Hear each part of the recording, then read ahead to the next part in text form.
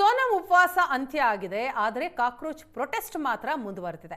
ಇವತ್ತು ದೇಶದಾದ್ಯಂತ ಹೋರಾಟ ಮಾಡೋದಕ್ಕೆ ಕರೆ ನೀಡಿದೆ ಕಾಕ್ರೋಚ್ ಪಾರ್ಟಿ. ಸೋನಂ ಉಪವಾಸ ಅಂತ್ಯ ಆಯಿತು, ಆದರೆ ಕಾಕ್ರೋಚ್ ಪ್ರತಿಭಟನೆ ಮುಂದುವರೆದಿದೆ. ದೆಹಲಿಗೆ ಸೀಮಿತ ಆಗಿದ್ದಂತಹ ಪ್ರತಿಭಟನೆ ದೇಶದಾದ್ಯಂತ ಮಾಡಬೇಕು ಅನ್ನುವಂತಹ ಕರೆ ನೀಡಿದೆ ಕಾಕ್ರೋಚ್ ಪಾರ್ಟಿ. ಪೊಲೀಸ್ ದೌರ್ಜನ್ಯ ಖಂಡಿಸಿ ಜಿಲ್ಲೆಗಳಲ್ಲಿ ಶಾಂತಿಯುತ ಹೋರಾಟ. ಪ್ರತಿ ಜಿಲ್ಲೆ ಒಂದು ದಿನ ಒಂದು ಬೇಡಿಕೆ ಅಂತ ಕಾಕ್ರೋಚ್ ಕರೆ ಕೊಟ್ಟಿದೆ. ದೇಶದಾದ್ಯಂತ ಪ್ರತಿಭಟಿಸೋದಕ್ಕೆ ವಿದ್ಯಾರ್ಥಿ ಸಂಘಟನೆಗಳಿಗೆ ಕರೆ ನೀಡಿದೆ. ಬೇಡಿಕೆಗಳು ಈಡೇರಿಸದೇ ಇದ್ರೆ ಈ ಪ್ರತಿಭಟನೆ ನಿಲ್ಲಲ್ಲ ಅಂತಲೂ ಕೂಡ ಎಚ್ಚರಿಕೆಯನ್ನ ಕೊಟ್ಟಿದೆ ಜಿರಳೆ ಪಾರ್ಟಿ.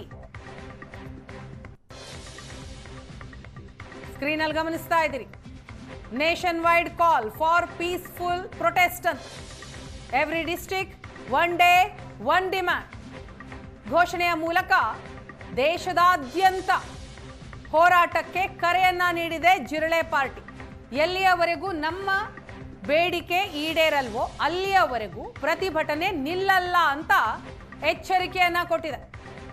ಇದರ ನಡುವೆ ಕೇಂದ್ರ ಸರ್ಕಾರ ಸಿಜೆಪಿ ಜೊತೆ ಸಂಧಾನ ಮಾತುಕತೆಗೆ ಆಹ್ವಾನವನ್ನ ಕೊಟ್ಟಿದೆ. ಮಧ್ಯಾಹ್ನ 12:30ಕ್ಕೆ ಮಾತುಕತೆಗೆ ಬನ್ನಿ ಅಂತ ಆಹ್ವಾನವನ್ನ ನೀಡಿದೆ.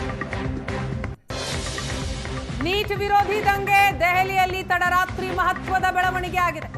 26 ದಿನದ ಉಪವಾಸ ಸತ್ಯಾಗ್ರಹವನ್ನ Sonam Wangchuk ಅಂತ್ಯಗೊಳಿಸಿದ್ದಾರೆ.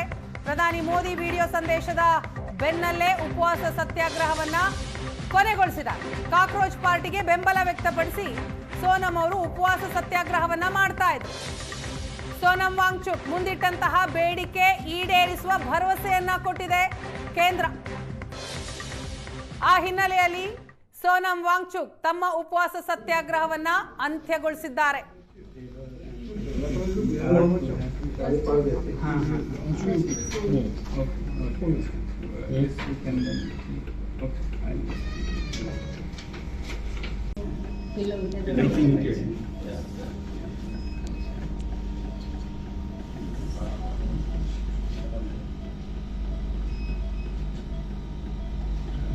Hunger tastes better.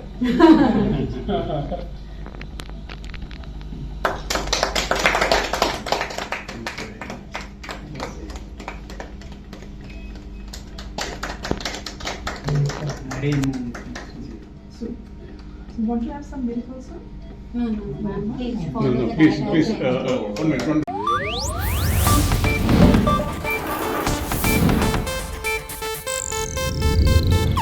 ಇದು ಏಷ್ಯಾನೆಟ್ ನ್ಯೂಸ್ ನೆಟ್ವರ್ಕ್ ಪ್ರಸ್ತುತಿ.